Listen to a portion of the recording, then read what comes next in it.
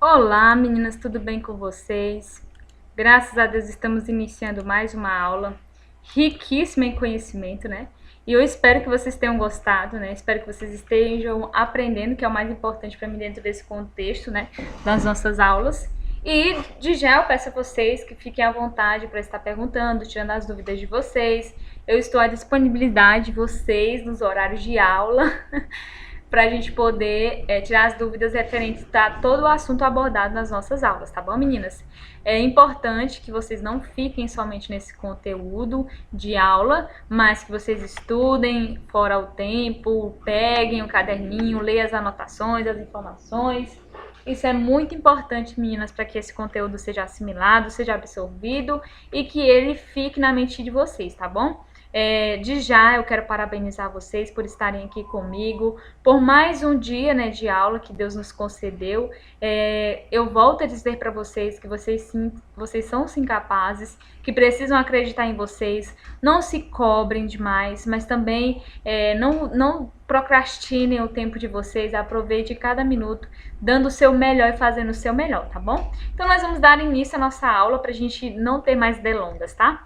Então hoje, né, nós vamos conversar sobre um assunto de extrema relevância e de que, e nós já sabemos, né, não é novidade para nós, que a pele é dividida em 3 camadas, sendo que epiderme nós temos 5 subcamadas, derme nós temos 2 subcamadas e hipoderme é a nossa última, né, considerada como última camada e é riquíssima em células adipócitas. Mas o que é nesse contexto abordado nessa aula linda que nós vamos falar é sobre essa unidade, o folículo piloso, mais especificamente sobre essa glândula. Então, na aula anterior a gente falou sobre os melanócitos, a sua produção, falamos sobre as classificações de Fitzpatrick, né, conforme que ele descreve na escala de classificação de pele, e hoje nós vamos falar um pouquinho dessa estrutura, a unidade pilosebácea, mais especificamente a glândula sebácea.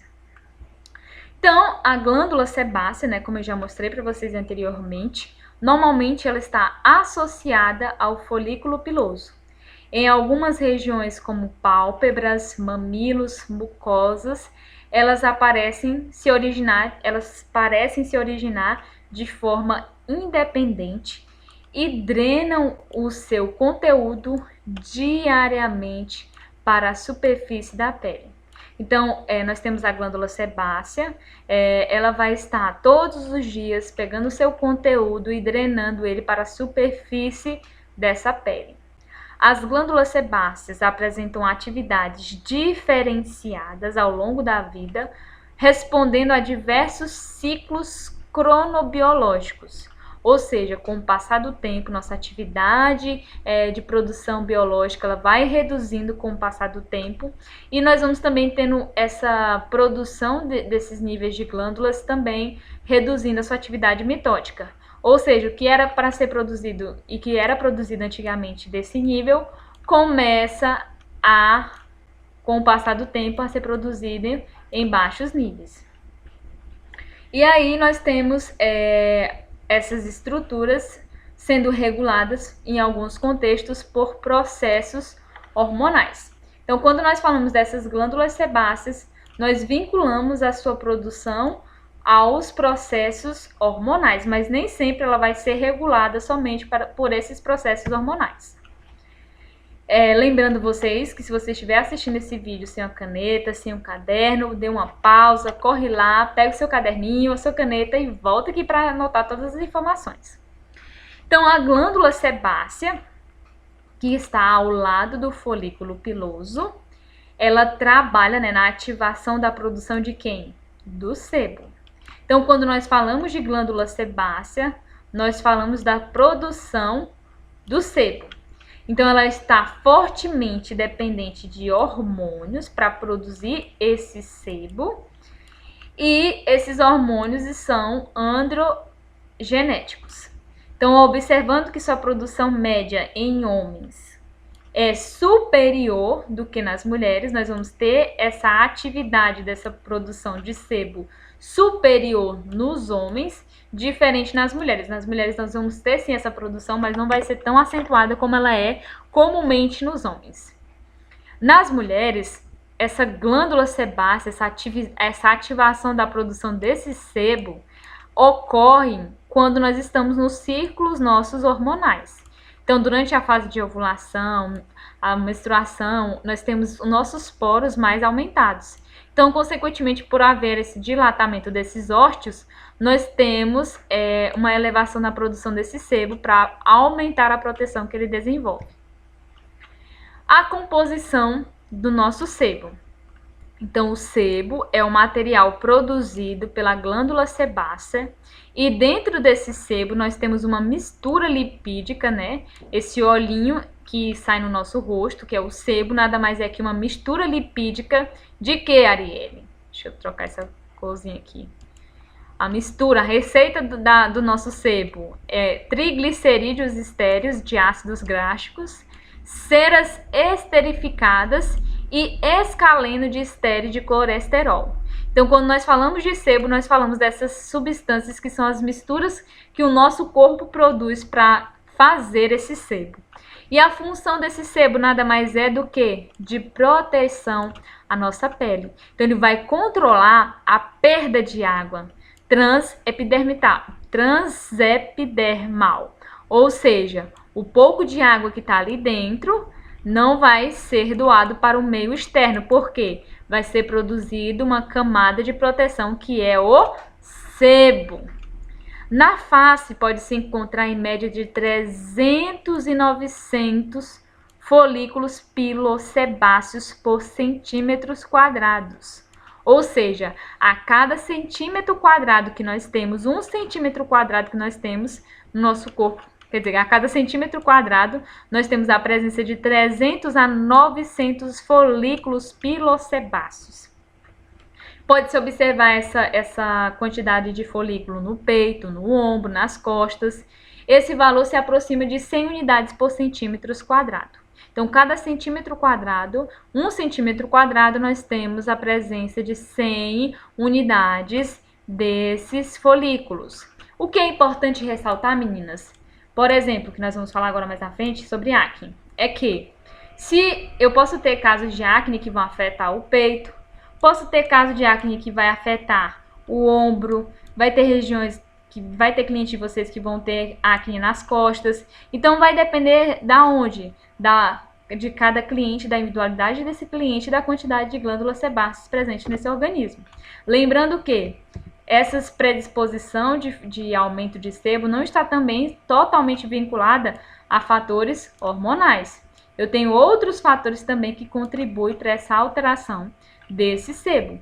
Mas o que está vinculado, que é comumente para ser ativada essa produção a níveis maior de sebo, é os nossos hormônios, tá bom? Então, nós vamos falar da acne. Então, entendendo mais ou menos a estrutura do folículo, como ele funciona, o que ele produz, o papel dele nesse contexto, nós vamos falar um pouquinho dessa afecção. Então, a acne ela é considerada como uma doença crônica, que uma vez que o indivíduo que acomete um indivíduo, ela pode sim voltar com o tempo. A gente não tem totalmente uma cura da acne. Ah, eu fiz um tratamento e nunca mais vou ter acne. Isso é um mito. Às vezes a sua cliente passou por um pico de estresse e pode sim aparecer um comedão, uma inflamação, mas isso não quer dizer que após o seu tratamento ela nunca mais vai ter acne. Então a gente também tem que ter muito cuidado com esse termo empregado. Então, ela atinge quem? Ela atinge a unidade pilosebácea. Então, quem é que vai ser afetado quando nós falamos de acne? É o folículo piloso, diretamente. Então, alguns estudos apontam que cerca de 80% das pessoas que sofrem com acne são os adolescentes. Ela vai ter mais frequência nesse grupo de pessoas, adolescentes. Então, a acne, né, a gente conhece ela pela Propylbacter acne, é uma bactéria que vai degradar o triglicerídeo, que é o nosso sebo, e ela vai desencadear uma intensa resposta inflamatória. Ou seja, quando nós temos aqui nossa pele, o folículo piloso, a glândula sebácea, quando essa bactéria ela entra dentro do tecido, ela vai desencadear uma resposta inflamatória, porque os meus linfócitos vão correr para degradar, fazer a morte dessas bactérias e impedir que elas se proliferem nesse meio. Então, o nosso corpo, ele responde, sim, lindamente, fantasticamente, a resposta que ele foi programado para fazer de proteção.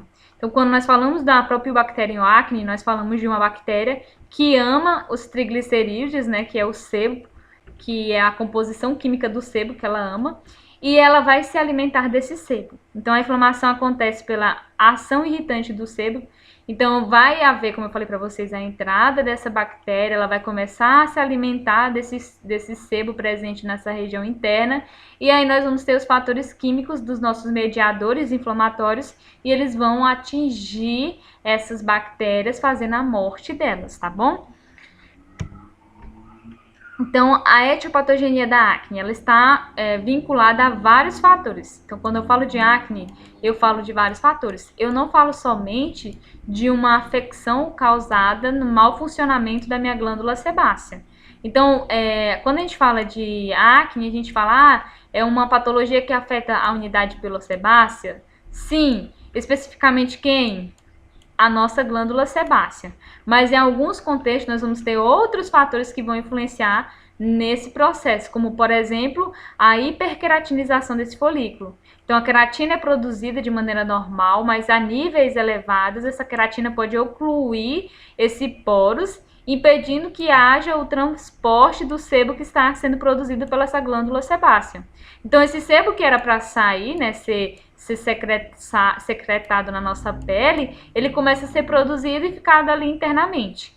Então, o nosso organismo, né, a gente tem inicialmente uma característica, né, que é o comedão, e aí a bactéria identifica que aqui dentro tem alimento e ela migra para essa região para se alimentar desse sebo. Quando ela consegue transportar e entrar nesse tecido, os nossos mediadores vão trabalhar para fazer a morte dessa bactéria e aí inicia-se a inflamação.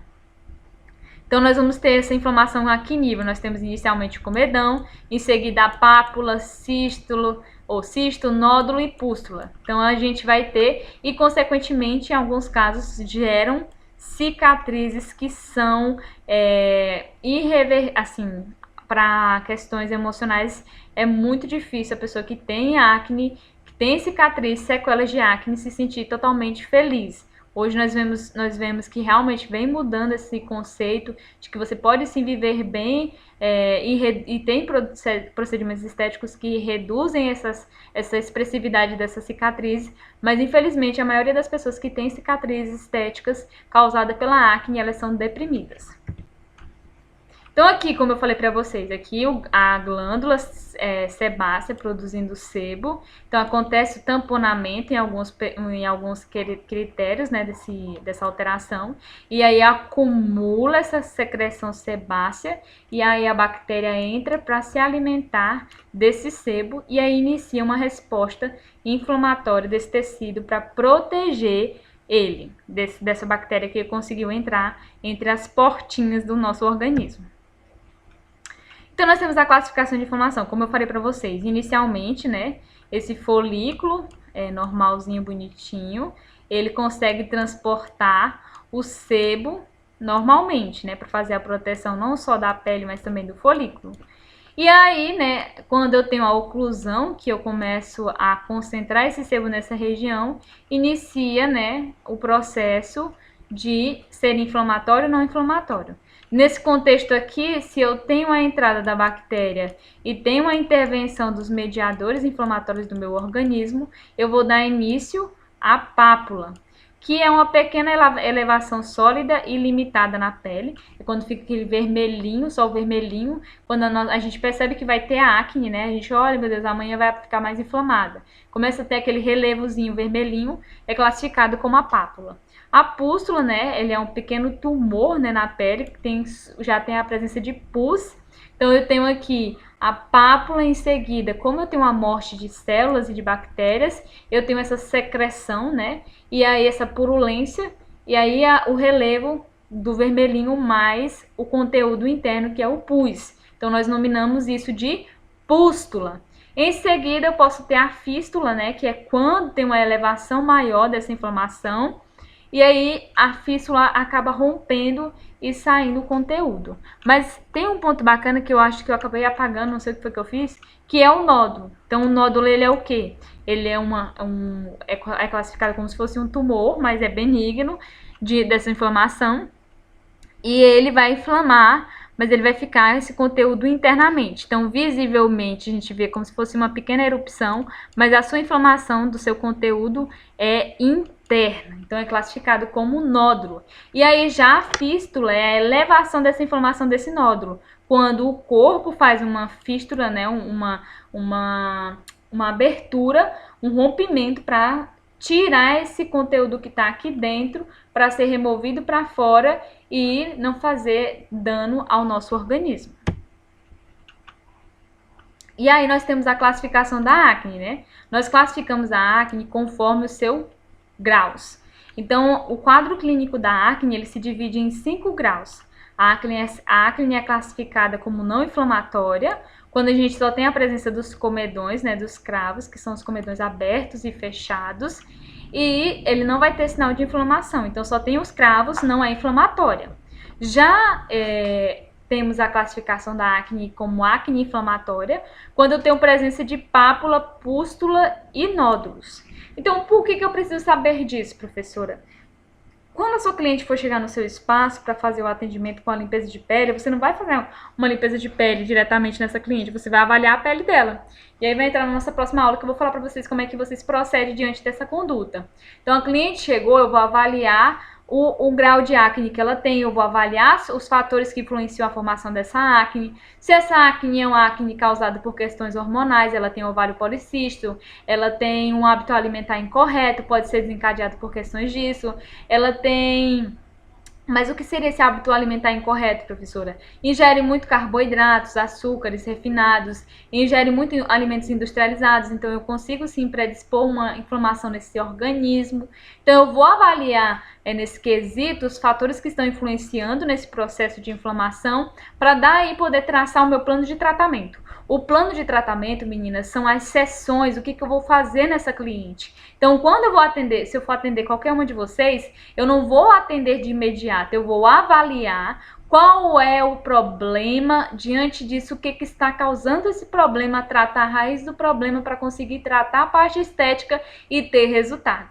Com isso, eu não preciso de 10, 20 sessões, eu tenho a raiz do problema sendo tratada e vou ter uma efetividade a longo prazo desse tratamento. Então, quando eu falo de acne, elas são classificadas em 5 graus e conforme a sua inflamação, eu classifico cada grau.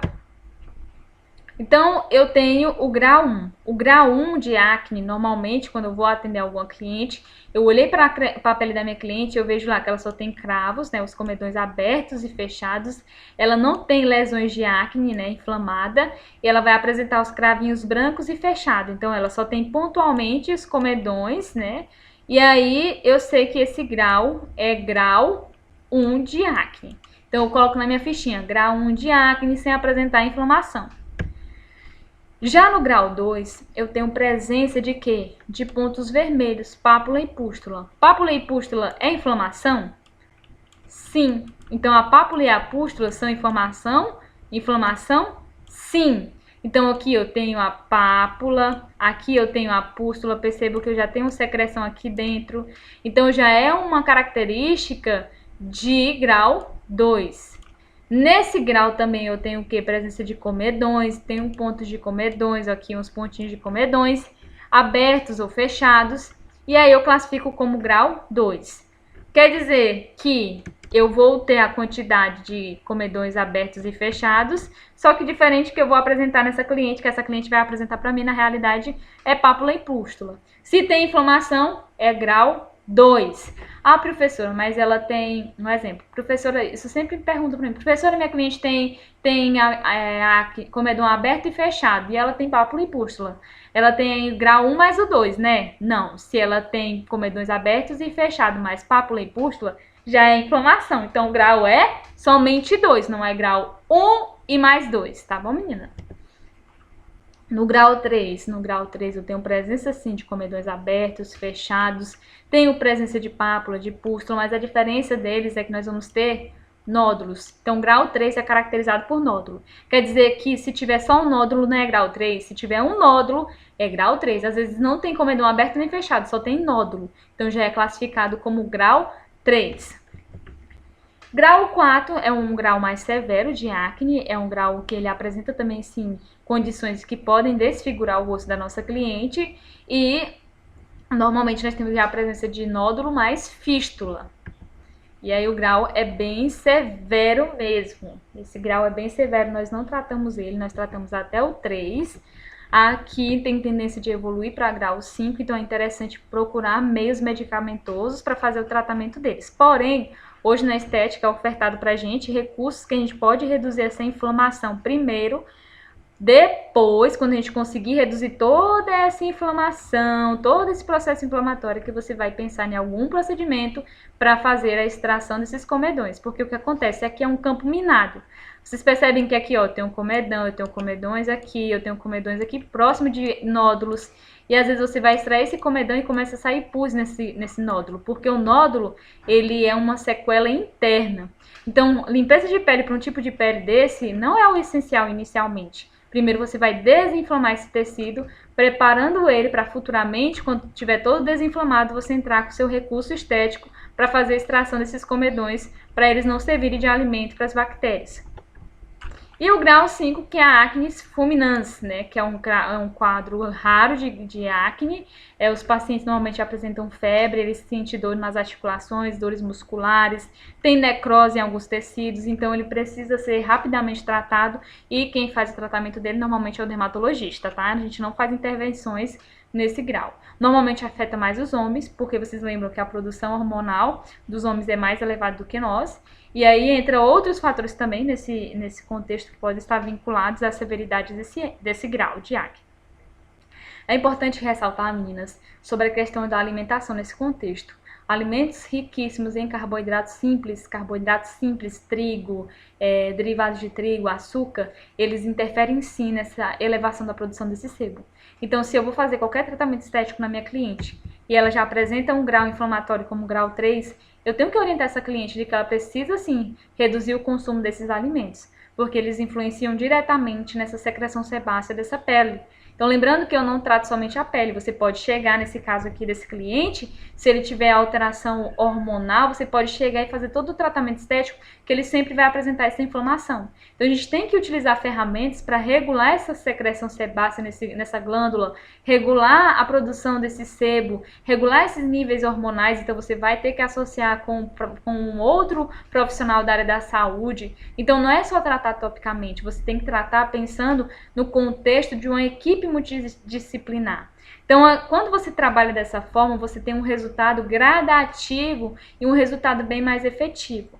Então, eu preciso sim de um esteticista, eu preciso de um dermatologista, eu preciso, em alguns casos, de um profissional que trabalha especificamente com isso. Eu preciso reduzir os níveis de estresse, eu preciso verificar o que está afetando esse organismo para essa pele estar dessa forma bem inflamada. Então, são vários os contextos associados para que a gente venha ter resultado no tratamento dessa acne.